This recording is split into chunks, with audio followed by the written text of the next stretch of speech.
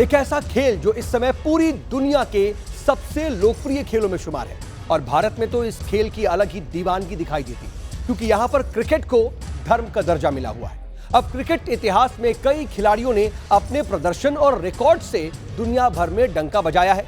वैसे तो क्रिकेट को जेंटलमैन गेम कहा जाता है, लेकिन कई क्रिकेटर्स ऐसे भी हैं जिन्होंने इसके साख पर बट्टा लगाया। कई खिलाड़ियों का क्राइम से भी नाता रहा, कई तो मैच फिक्सिंग के आरोप में जेल तक चले गए। लेकिन क्या आपको यह पता है कि एक क्रिकेटर ऐसा भी है जिसे फांसी की सजा तक दी गई? सुनने में थोड़ा सा अजीब लग रहा होगा, लेकिन यह खबर बिल्कुल सच्ची है। इस खिलाड़ी का नाम था लेस्ली हिल्टन।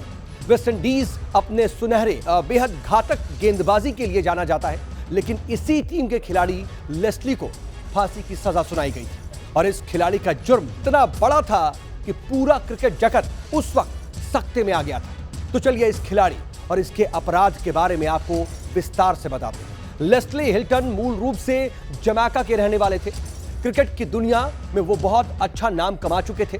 साल 1954 की बात है। वेस्टइंडीज के इस तेज गेंदबाज का अपनी पत्नी के साथ विवाद चल रहा था। हिल्टन की अपनी पत्नी लॉर्निन रोज के साथ साल 1942 में शादी हुई थी। शुरुआती कुछ साल तो शादी सही से चली, लेकिन वक्त के साथ दोनों के रिश्ते बहुत ज्यादा खराब होते चले गए। लॉर्निन रोज यानी कि लेस्ली हिल्टन की पत्नी का कपड़ों का बिजनेस भी था, जिसके चक्कर में उनका न्यूयॉर्क आना जाना लगा रहता था। वो कई हफ्तों तक घर से बाहर रहती थी। अप्रैल 1954 में हिल्टन को एक गुमनाम चिट्ठी मिली जिसमें उनकी वाइफ और रॉय फ्रांसिस नाम के व्यक्ति के अवैध संबंधों के बारे में लिखा हुआ था।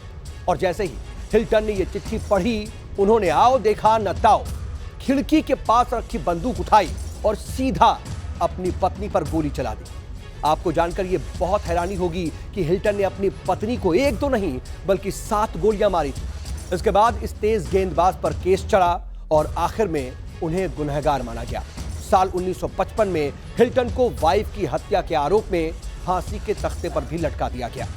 उन्हें 1955 को जमैका में सूली पर चढ़ा दिया गया। सूली पर चढ़ने वाले इस तेज गेंदबाज ने वेस्टइंडीज के लिए 1935 से 1939 के बीच 6 टेस्ट मैच खेले हैं। साल 1935 में इंग्लैंड के खिलाफ डेब्यू करने वाले हिल्टन ने इन 6 टेस्ट मैचेस में 26 के करीब की औसत से 16 विकेट भी अपने नाम किए हैं। वहीं फर्स्ट क्लास क्रिकेट की बात कर लें तो उन्होंने 40 मैच में 25.62 की औसत से 120 विकेट भी चटकाए थे।